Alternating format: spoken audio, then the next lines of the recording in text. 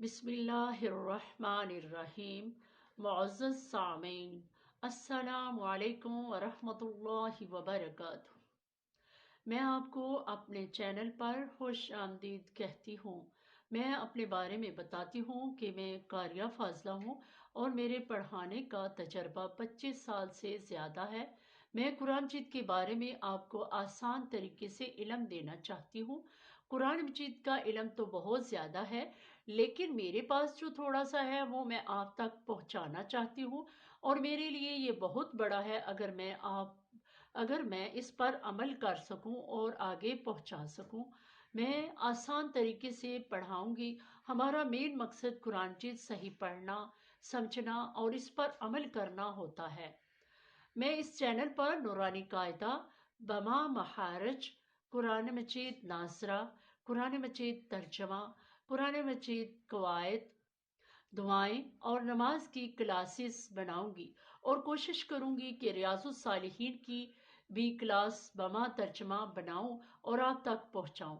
और आप जोन सी क्लास होगी उसके हिसाब से नूरानी कायदा और कुरान मजीद अपने पास रखें, और कॉपी पेंसिल भी रखें और इस पर नोट करते जाएं, ताकि आपको पढ़ने में आसानी हो। काम काज वाला बनने के लिए स्कूल कॉलेज बेशक पढ़ो, और पढ़ना ज़रूरी भी है, लेकिन इंसान बनने के लिए कुरान मजीद पढ़ना पड़ेगा।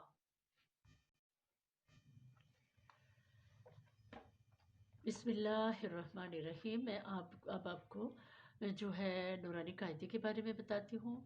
इसमें जो अब तख्ती नंबर अव्वल है, जब भी हम नूरानी कायदा शुरू करें तो हमें बिस्मिल्लाहिर्रहमानिर्रहीम पढ़ना है। औज़ु बिल्लाहि मिनश शैतानिर रजीम नहीं पढ़ना। अगर पढ़ लें तो कोई ये नहीं है कि उससे मना किया गया है, लेकिन ज़्यादा ये है कि इसमें कोई बाकायदा आयत नहीं है, इसलिए बिस्मिल्लाहिर्रहमानिर्रहीम पढ़ना चाहिए। और सबसे पहले लिखा हुआ है तख्ती नंबर अव्वल, हरूफ मफरदात। हरूफ मफरीदात, हरूफ मफरीदात का मतलब है कि अलग अलग ज़्यादा हरूफ, ये मुफरत की जमा है। इसमें यहाँ पर ज़्यादा अलग अलग हरूफ लिखे हुए हैं। अब मैं बताऊंगी आपको कि ये जो ब्लॉक डले हुए हैं इसका क्या मकसद है, वरना वो तो ऐसे भी लिख सकते हैं।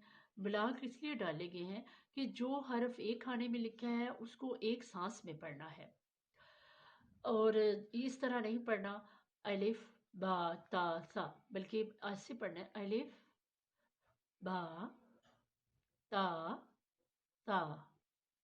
और सबसे पहले मैं आपको बिस्मिल्लाहिर्रहमानिर्रहीम के बारे में बताऊंगी। समीन, बिस्मिल्लाहिर्रहमानिर्रहीम जब भी आप किसी से सुनेंगे, किसी बड़े से या आम बच्चों को जो पढ़ाया जाता है, जिनको तजवीद से नहीं पढ़ाया जाता, वो पढ़ते हैं बिस्मिल्लाहिर्रहमानिर्रहीम। वो बाकायदा वाव बोलना शुरू कर देते हैं, हालांकि ये रा है और इसको पुर पढ़ा जाता है। सुनने वाले को समझ आती है कि ये वाव बोला गया है। और रहमानिर्रहीम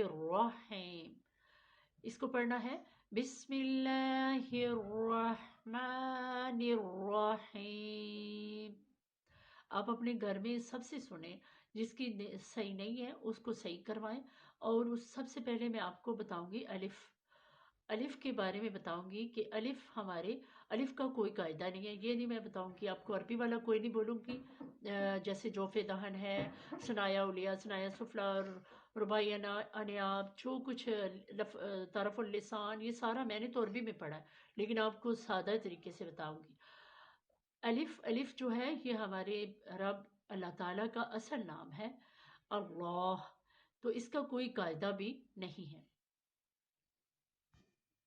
सामाइन, अब बाकी जो अलिफ को छोड़ के हमारे पास कुल हरूफ जो है वो 29 हैं, और अलिफ को छोड़ दिया तो बाकी हमारे पास 28 हरूफ रह जाते हैं। और ये जो या लिखा हुआ है, उर्दू में इसको छोटी या और बड़ी या कहते हैं, लेकिन अरबी में दोनों को या बोला जाता है। ये एक ही है, सिर्फ इसकी कुरान जिद में कभी शक्ल ऐसे आ जाती है, कभी ऐसे आ जाती है। अब जो ये 28 हरूफ हैं इनके महारज हम करेंगे इंशाल्लाह।